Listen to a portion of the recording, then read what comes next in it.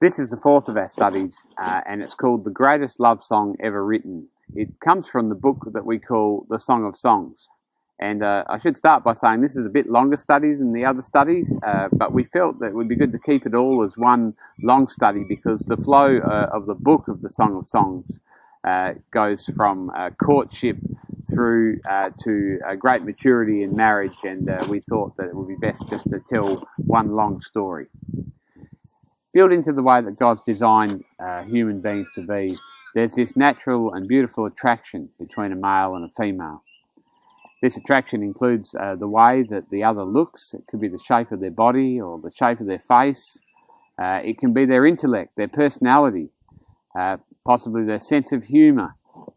It could be something about the way that they smell, the way that they taste. The book of the Song of Songs looks very intimately at these things, and it celebrates this attraction that God has given to us.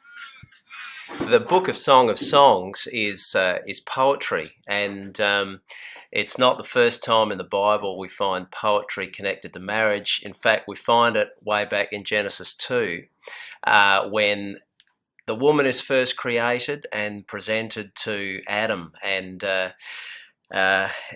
the response that Adam makes there can sometimes the sense of the Hebrew may not actually come through very clearly, but he breaks out into ecstatic poetry. And when he sees Eve, to give a bit more of the sense of what he's actually meaning there, he says something like, "Freak me out, man, what is this amazing creature?" When he sees the woman before him that God's presented. Adam gives a big thumbs up to God's handiwork. And really, the Song of Songs is really an elaboration of that same poem that starts there in Genesis. The Song of Songs is verbalized praise. The man and the woman are not speaking abstractly about their love. They are speaking to one another. And they are expressing the content of that communion that they have. They were made from one, and they have come together as one. As the scripture says, "Therefore shall a man leave his mother and father and be joined to his wife, and the two shall become one flesh." Jesus adds, "So they are no longer two, but one." And it is the expression of this intimacy that the Song of Songs is articulating. There is a freedom and openness, a beautiful delight in each other's company. Genesis chapter 2 tells us that the man and the woman were naked and they were unashamed. There's a statement in one of the old marriage services that speaks of the husband speaking to his wife saying, "With my body I worship thee." Worship essentially means to honour. The thing is, it's with his body that he honours his wife. He doesn't do it in a non-physical way. Romans 12 speaks about us to offer our bodies as living sacrifices, for this is the spiritual act of worship to the Father. What we do with our bodies. The attraction between a man and a woman has been the subject of countless songs. People love to express their emotions by writing love songs. Some of those songs are sweet and beautiful, others are coarse and lustful. The Song of Songs expresses beautifully the relationship between a man and a woman, and it seems to be that it was a Hebrew love poem, a poem that was actually read out and used at weddings to describe the love that would be there between the husband and a wife. For this study, we're actually using the Bible, the Good News Bible translation, just because it's an easy translation. It shows nicely the picture language and it's very accessible. Any biblical study on marriage has to look at the book of the Song of Songs, a book which is not necessarily written about Solomon. Our view is that the Song of Songs is consistent with all of Israel's law as given by God. And so God's view was always chastity outside of marriage, and that sexual union takes place within marriage. In fact, as the Old Testament describes, fornication, or that sex outside of marriage, is not to occur in Israel. It is sin against God. Solomon, son of King David and Bathsheba, the wisest and wealthiest king in all of Israel. The title might suggest that the book is written by Solomon. It might be about Solomon, or it might simply be dedicated to Solomon. I think when you look at the context of the book, it's probably not likely that it's actually written by Solomon. The woman in the story is of peasant stock. The man is a farmer. These are two people who exclusively committed to each other. Solomon himself had many hundreds of wives, and many of them sought to lead Solomon away from the Lord. We take the interpretation that the Song of Songs is actually a series of poems, a series that begins with the courtship between the man and the woman, going on to their wedding, the consummation of that wedding and the intimate love they share, and then going on to the maturity in their marriage. And of course, as all couples, they experience a few problems along the way. Chapter 1, verses 2 to 4. Your lips cover me with kisses. Your love is better than wine. There is a fragrance about you. The sound of your name recalls it. No woman could keep from loving you. Take me with you, and we'll run away. Be my king, and take me to your room. We will be happy together, drink deep, and lose ourselves in love. No wonder all women love you. This is a story about a woman who is besotted with a man. She's just completely in love with him. She can't imagine that any woman would be other than besotted with this man. She loves him so much. She wants him to be her king, and she wants to be his queen, and so they can be happy forever. As with all courting couples, times and places are arranged for them to get together, and we read of that in verse 7 in chapter 1. Tell me, my love, where would you lead your flock to graze? Where will they rest from the noonday sun? Why should I need to look for you among the flocks of the other shepherds? So the man reassures and encourages her and confirms the arrangements for their rendezvous. He says, don't you know the place, loveliest of women? Go and follow the flock. Find pasture for your goats near the tents of the shepherds. I married a couple last year with a girl who lived in Adelaide and a guy working on a mine out from Townsville, and he'd get back to Adelaide at the drop of a hat. Falling in love was a wonderful thing, wasn't it, Graham? It was. And getting together and actually going out on an outing or a date was very important for us. But our relationship started differently in that we had a long-distance telephone relationship. We got together through an ACC conference and then got to know each other over the phone. Mm. And the first time we spoke for over an hour, and I can't remember ever speaking to anyone on the phone for more than an hour. And the relationship developed from there. So when we actually finally got together to go on a date, on an outing, was very, very exciting. It was exciting. It was a wonderful day. It was. And but by that stage, we'd actually got over all of that stuff that a lot of people go through. Where do we go? What do we do? What do we wear? We were very comfortable with each other, weren't we? And it was just a matter of cementing the relationship by that stage. And we went to Clare on our first date. The very first drive we went on was to the middle of the bush, and I wondered if Robin was going to leave me behind. But no, that was very special. And it was actually, we went back to that very first place. That was where I asked you to marry me. And so outings, dates are very important. A lot of happy memories there in all of that, isn't there? There is. Yeah. So the couple are courting, and we hear how the man feels about the woman. Clearly, the attraction is mutual, and the man says there how he can see no reason why all men shouldn't be equally attracted to her beauty as he is. And there's a a kind of pleasurable, restful contentment that the couple have in each other's presence, and a sense of the promise of so much more to come. So they're full of admiration for each other, have eyes only for each other. They give free expression to that. The man says, "How beautiful you are, my love. How your eyes shine with love." And the woman responds, "How handsome you are, my dearest. How you delight me." Beautiful. I look forward to being married because you get to be with someone for the rest of your life, and if anything happens, someone will be with you. It's like a feeling of security.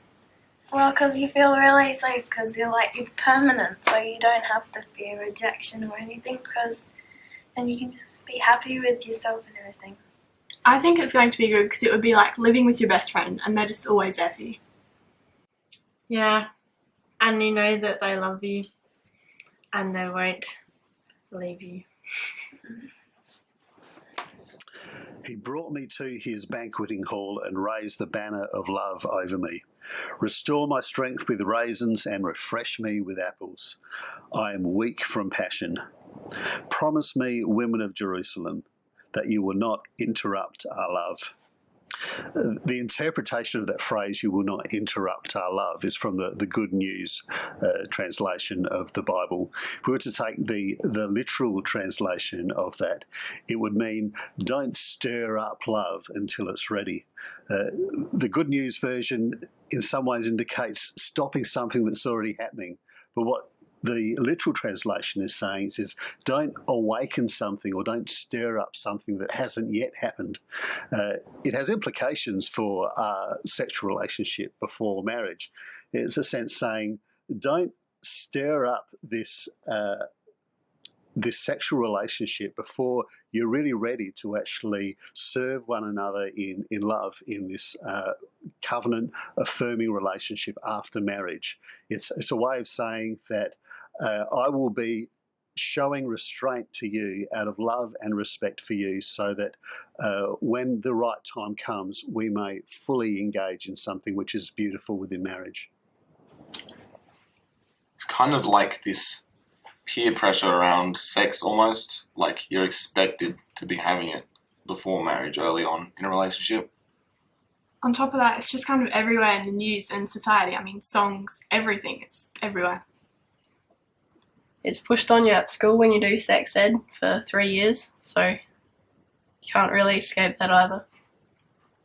I think society thinks it's a bit strange that you would wait until after you're married to have sex.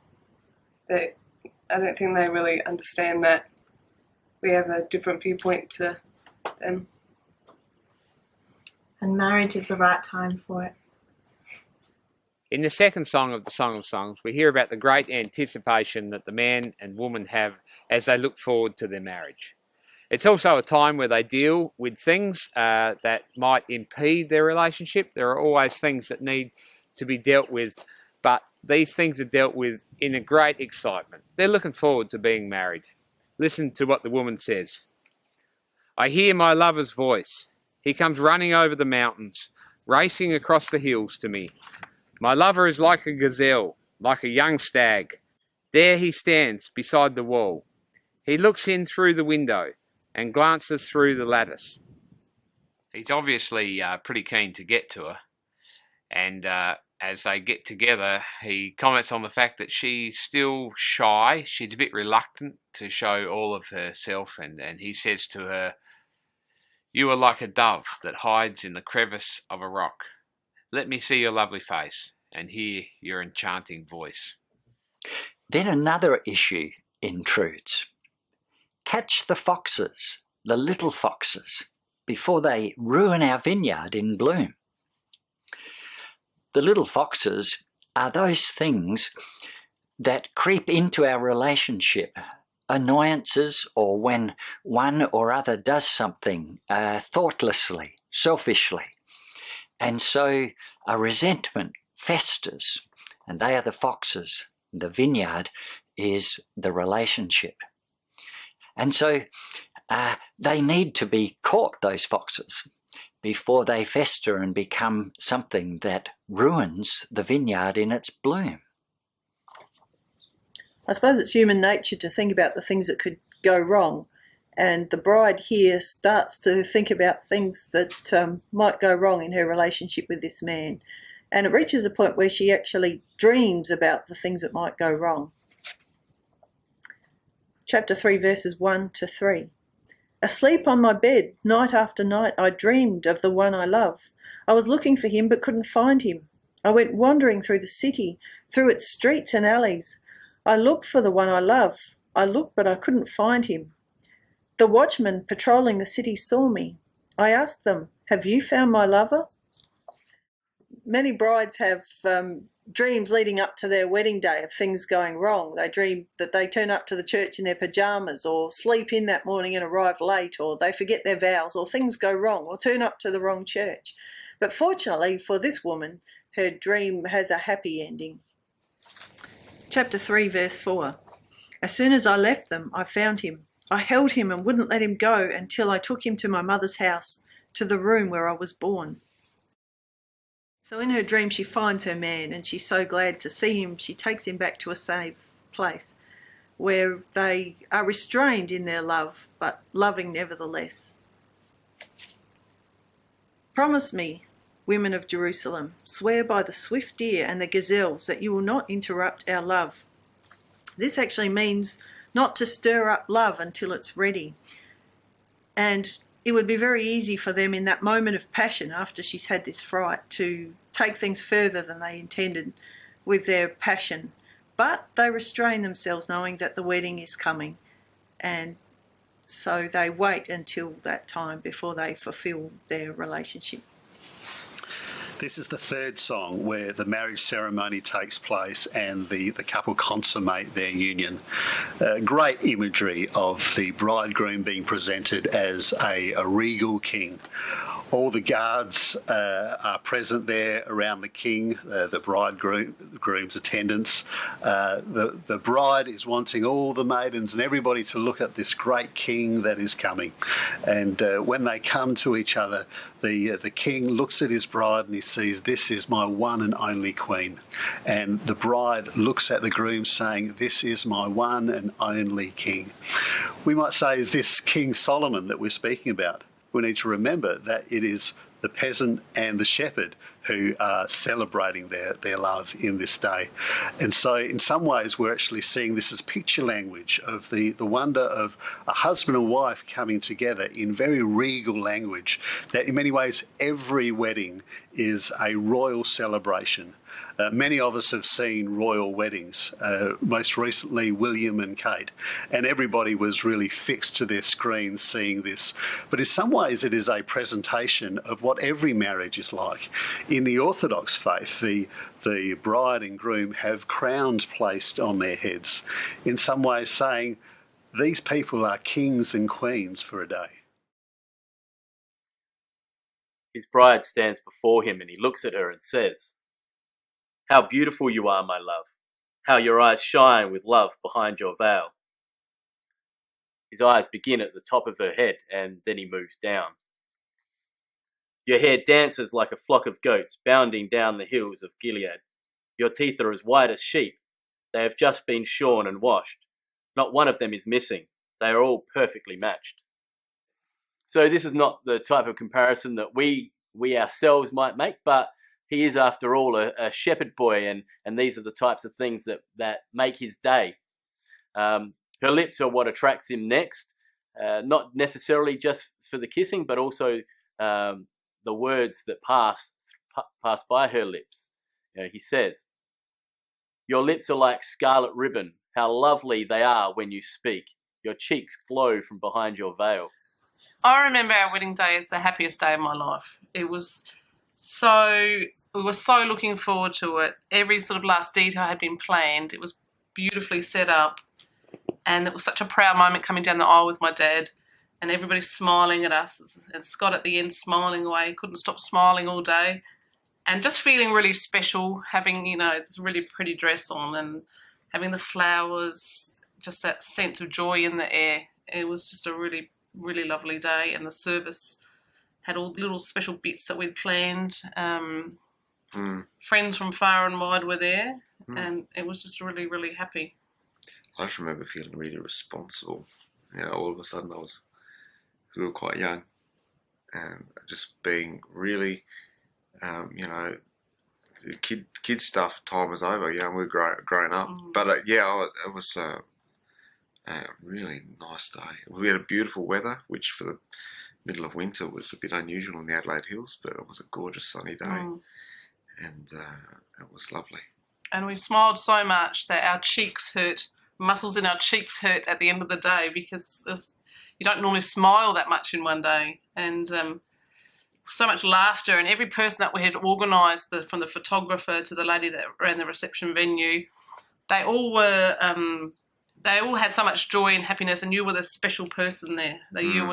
Scott and I were the royalty, the special people, and it was just lovely to have that. The day was about us, wasn't it? Yes. Yep. The groom continues to look at his beautiful bride, and she has something of a necklace on, probably that which is adorned with the coins that are part of her dowry. And he looks at her and says, "Your neck is like the Tower of David, round and smooth, with a necklace like 1,000 shields hung around it." He continues to stare at her and look down and says, "Your breasts are like gazelles, twin deer feeding among the lilies." And then he stops. He's completely in awe of her beauty and her presence, and he says, "I will stay on the hill of myrrh, the hill of incense, until the morning breezes blow and the darkness disappears. How beautiful you are, my love. How perfect you are." My sweetheart, my bride, is a secret garden, a walled garden, a private spring. This could be a way of saying that she is a virgin, and that she has kept her walled garden just for him. And so he senses its delights, and he is able to explore them as she opens that garden to him. This is not simply a sexual thing, but it is the whole of personality, the whole of knowing and being known, of sharing one's garden with just one person. As our wedding vows say, "I take you, all that I am, I give to you." A beautiful and full and open invitation to enjoy the beauty of the garden and the sweet joys of love. In this relationship, there's no shame in the naked beauty of marriage, where they're free to actually enjoy one another and discover one another, enjoy the fresh new delights of one another. The woman speaks. "Wake up, north wind, south wind, blow on my garden. Fill the air with fragrance. Let my lover come to his garden and eat the best of its fruits." This is a wonderful and beautiful and tender invitation by the woman to come and enjoy her garden. And we can see this in the context of the honeymoon, as these two come and give themselves to each other. And the man gladly takes up that invitation and says, "I have entered my garden, my sweetheart, my bride. I am gathering my spices and myrrh. I am eating my honey and honeycomb. I am drinking my wine and milk." Then we hear about the actual sexual union, the consummation, where the couple are made one flesh in a relationship of marriage. And in the Song of Songs, it's spoken of very delicately and purely, and it's beautiful and deeply satisfying. And we even hear the encouragement to them come from those outside, their friends, still reveling at the marriage feast, and they say, "Eat, lovers, and drink until you are drunk with love." Robin, sex in marriage is a good thing, and it's very important. To have a healthy marriage, sex is a vital part, or should be a vital part of that marriage. And sex is, in a healthy marriage is more than just two people getting together. There's a level of intimacy, I think, that it's two people joining together. It's a spiritual thing. It's a soulful thing. It's unique. It is, yeah, and it's that therefore is healthy, as I said. Very good. Sex within marriage is a very important part, and I look at it as like a package, that you have sex and you have companionship and friendship, and it is not just one thing, it's the whole lot all in one within God. That's his, when he joins us together, that's all part and parcel of our married life. Once a couple get married, they quickly discover that it's not just like the fairy tales where everyone lives happily ever after and they never have any problems. In fact, I think when you get married, you learn a lot about yourself, about the ways in which you're selfish and grumpy and difficult. And in marriage, you have the opportunity to confront those things about yourself and actually change those things. So you grow as a person and you become a better person than you may have been as a single person if you'd been allowed to continue in all those selfish traits. The fourth song opens with another of the woman's dreams, but this time the dream is much worse. She says, "While I slept, my heart was awake. I dreamed my lover knocked at the door." The man speaks, "Let me come in, my darling, my sweetheart, my dove. My head is wet with dew and my hair is damp from the mist." This time it seems that he hasn't been leaping on the mountains, he's been trudging through the swamp. And maybe he had been down at the pub and coming home late or something. The woman immediately thinks of her own comforts and convenience and says, "Well, I've already undressed. Why should I get dressed again? I've washed my feet. Why should I get them dirty again?" Why should she put herself out for him? He's perhaps dirty and damp, hardly attractive, but there's no denying that the old chemistry is still there as he tries to open the door. My lover put his hand to the door, and I was thrilled that he was near. I was ready to let him come in. As she remembers how much she loves him, she gets up and goes to open the door.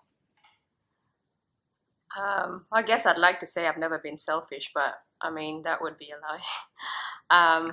I think particularly for me, because of my husband's work, I mean, he's away a lot, and then especially like when we have special times, sometimes they're not so special because he gets called away. And yeah, there are times where I have felt, oh, you know, this is too bad. I mean, I think, oh, you know, he promised he'd be here and he's not here. And yeah, I've prepared. I mean, I guess I'm like that lady in Song of Songs. You know, I've prepared and it's special and I'm thinking, oh, he's going to be here. And then, you know, he'll call and he'll say, no, that's not going to happen. Sorry, there's an emergency. I might not even see you tonight. And then when he comes, you know, I might just feel like, yeah, I want to punish him. But then, you know, I realize that by doing that, I'm actually making it a whole lot worse because, you know, it's not really that he intended to not be there. He needed to be away. And it's just a matter of me thinking, okay, I have to get over this selfishness. But yeah, sometimes it really kicks in a fair bit.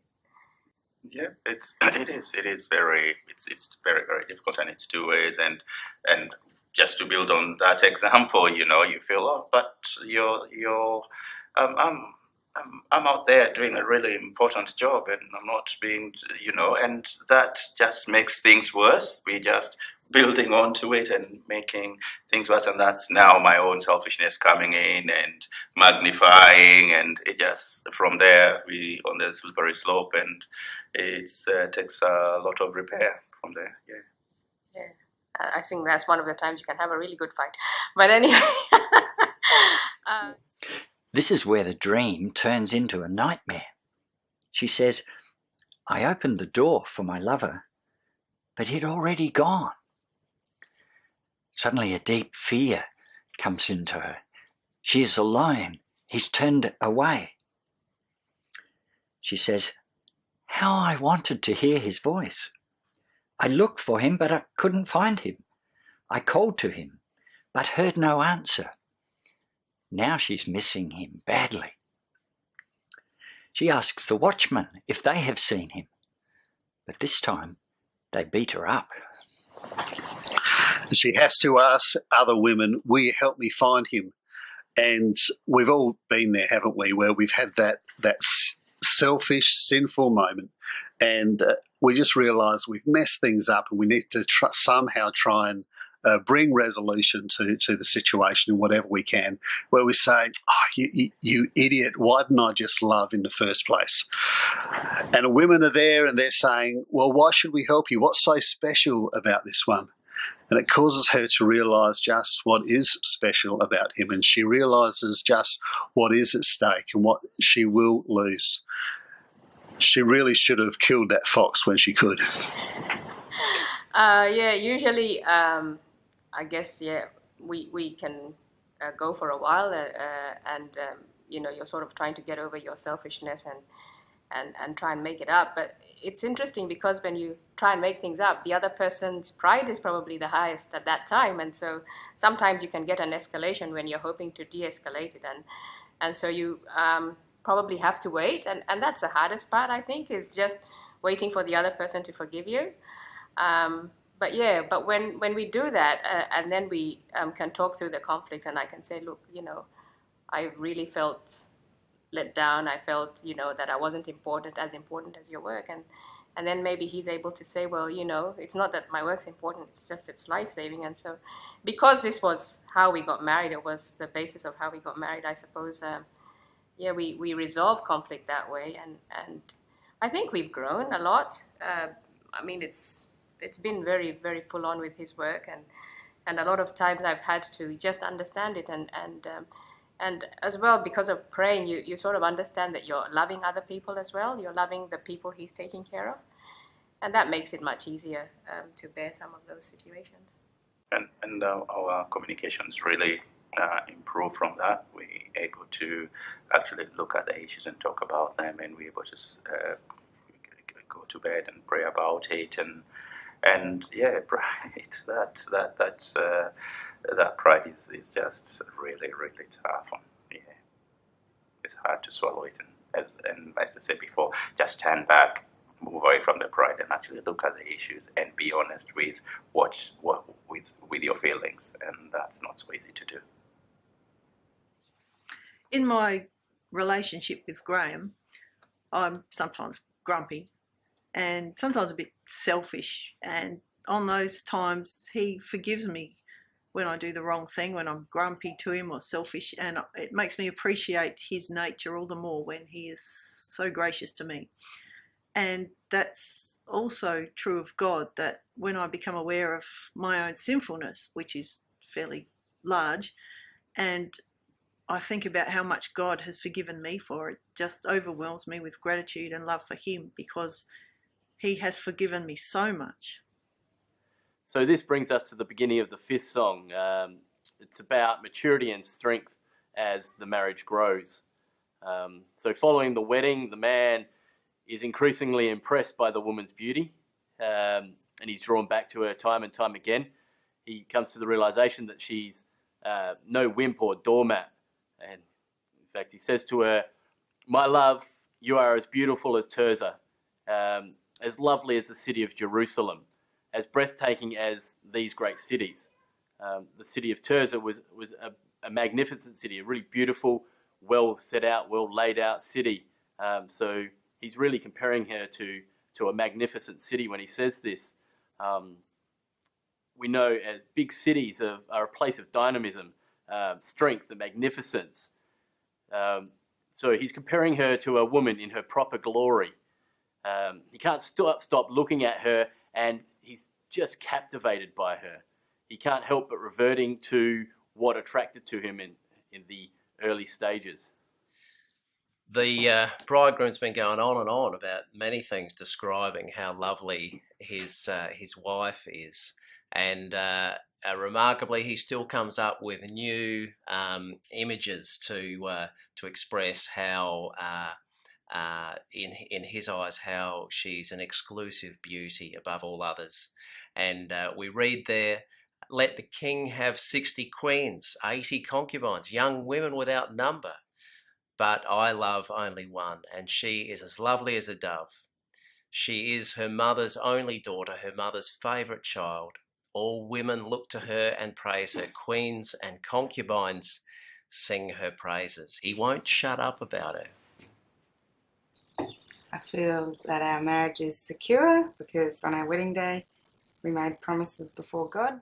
But it's not only that, it's really comforting to come home and you know your wife will be there, or your husband, and it's really freeing actually, because there's no fear in a relationship that we have, and it's a beautiful thing actually, because there's so much mess in the world and our communities, and I'm just so thankful to God that He's the one that holds our marriage together, and it isn't based upon our feelings, because if our marriage is based upon our feelings, there'd be no marriage left. But it's based upon the promises of God and Him holding us together. And it's only the fact that we're fully forgiven that we can actually forgive each other and get along. There's no doubting each other or, worrying, is she going to be there? Is she running off? Because actually, she's my wife and I'm her husband, and God holds us together. And there's a joy and a peace that comes with that. And we take it for granted sometimes, but yeah. I'm just really, doing this talk now is actually making me more aware of the fact that it's a beautiful thing how God made marriage and how He holds it together. And that's really freeing. There are times when he looks at his wife, even though they've been married for some time, and he's struck with the beauty. He sees something new and wonderful in her, because the way God's designed marriage, when a husband or a wife need to look to the right, to the left, but just look to the one that God has given them, then their relationship grows in beauty and in strength. And as someone once said, the sugar is in the bottom of the cup. Like when you have a cup of coffee with sugar in it, the sweetest bit is at the end. Well, this husband and wife, they grow in love for each other, and they see new things that they delight in. He says, "How pretty you are, how beautiful, how complete the delights of your love. You are as graceful as a palm tree, and your breasts are clusters of dates. I will climb the palm tree and pick its fruit. To me, your breasts are like bunches of grapes, your breath like the fragrance of apples, and your mouth like the finest wine." There were respectful restraints between the couple before they were married, but now they have come to the point of marriage. They fully belong to each other. There's no longer any inhibited feeling. They're fully, totally open in sharing with each other, giving themselves to each other. The traditional marriage service said, "With my body, I worship you." And so we read the woman says there, "Then let the wine flow straight to my lover, flowing over his lips and teeth. I belong to my lover, and he desires me." The couple, in their enjoyment of marriage, love to go away and spend time together. They go on holidays and enjoy new things and have times where they celebrate their love together. She says, "Come, darling, let's go out to the countryside and spend the night in the villages. We'll get up early and look at the vines and see whether they've started to grow, whether the blossoms are opening and the pomegranate trees are in bloom. There I will give you my love." This is the beginning of the 6th song, where we see the invincible, secure union of the man and the woman, and of their desire that others should know this also. Close your heart to every love but mine. Hold no one in your arms but me. Love is as powerful as death. Passion is as strong as death itself. It bursts into flame and burns like a raging fire. Water cannot put it out, No flood can drown it. But if anyone tried to buy love with his wealth, contempt is all he would get. The depth and the strength of their relationship has been that it is, to use the definition of marriage, the union of one man and one woman to the exclusion of all others and voluntarily entered into. Here, these two people are free in that security and that love and protection of one another to explore each other, for better, for worse, for richer, for poorer, in sickness and health, to love and to cherish until death parts them.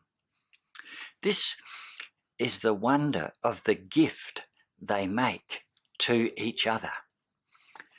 And it's perhaps good for people who are approaching marriage to understand the gift they are about to make.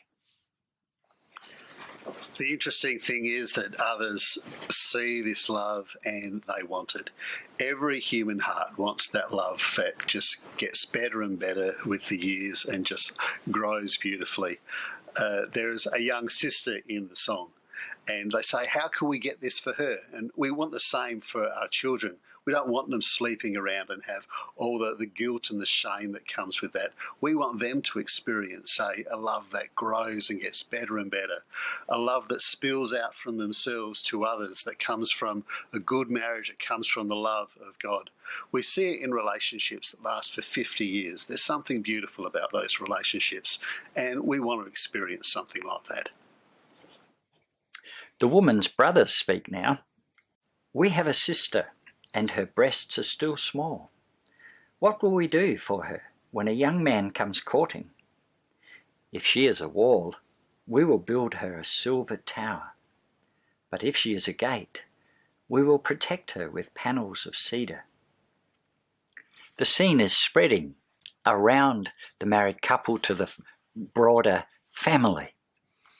And here we see that marriage is not simply a mutual admiration and benefit society for two people to the exclusion of all others. Marriage is a community of service that benefits those around it. It spreads its tent over others. In the Old Testament, Israel was exhorted by God to have an open table for the sojourner, the traveller, and others in need. For Father of the fatherless and the defender of widows is the Holy Lord in his habitation. The woman by this time is very happy and content in the relationship. It's been going for a long time, and she's pleased with how the relationship is. As she says in chapter 8, verse 10, my lover knows that with him I find contentment and peace. The man is also very happy in the relationship, and he feels like a king. He's content. They're happy together. They build each other up. Solomon has a vineyard in a place called Baal Hamon. There are farmers who rent it from him. Each one pays 1,000 silver coins. Solomon is welcome to his 1,000 coins, and the farmers to 200 as their share. I have a vineyard of my own. There's riches here. This is in the final exchange, and the couple are recalling all that they have enjoyed and shared from before the wedding to the wedding itself, and since then, now that they are fully united. And the man calls, let me hear your voice from the garden, my love. My companions are waiting to hear you speak. And she replies, come to me, my lover, like a gazelle, like a young stag on the mountains where spices grow. That brings us to the end of our study on the Song of Songs. It's a beautiful book about the intimate love between a husband and a wife. And in a way, it explains what is said in the preface to one of the marriage services. It says this: marriage is a gift from God for the well-being of mankind and for the proper expression of natural instincts and affections with which he has endowed us.